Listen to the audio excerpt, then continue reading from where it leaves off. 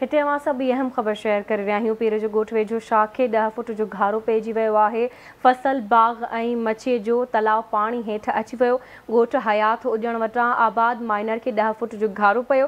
फरीदाबाद ॿेलो बि पाणी हेठि अची वियो। इतलाह बावजूद आपाशी अमलो न पहुतो आहे। माइनर जा कपर कमज़ोर हुजण करे आबादगार परेशान आहिनि। आपाशी खाते जे आला अमलदारनि खां मुतालबो कयो आहे त कपरनि खे मज़बूत करे परेशानी ख़त्म कई वञे।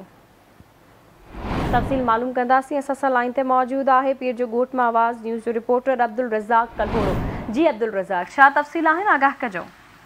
जी बिल्कुलु, पीर ॻोठ भरिसां आबाद माइनर खे 10 फुट घारो लॻी वियो आहे। घारे सबबि जेके फसल बाग ऐं मछीअ तलाउ जेके आहिनि उहे पाणी हेठि अची विया आहिनि। हीउ ॻोठ हयात उजण जे भरिसां जेको आहे त आबाद माइनर खे घारो लॻो आहे, जंहिं सबबि इहे वॾो नुक़सानु थियो आहे। हिन सिलसिले में पुछण जो चवणु आहे त टियों भेरो ई आबाद माइनर खे घारो लॻो आहे। जिन आपाशी अमले खे बार बार शिकायतूं कयूं आहिनि त हीअ आबाद माइनर जे कपर आहिनि उहे कमज़ोर आहिनि, हिननि खे मज़बूत कयो वञे, पर आपाशी खाते पारां को तदारक नथो कयो वञे। जी ठीकु आहे अब्दुल रज़ाक, वॾी महिरबानी अव्हां जी अपडेट करण लाइ।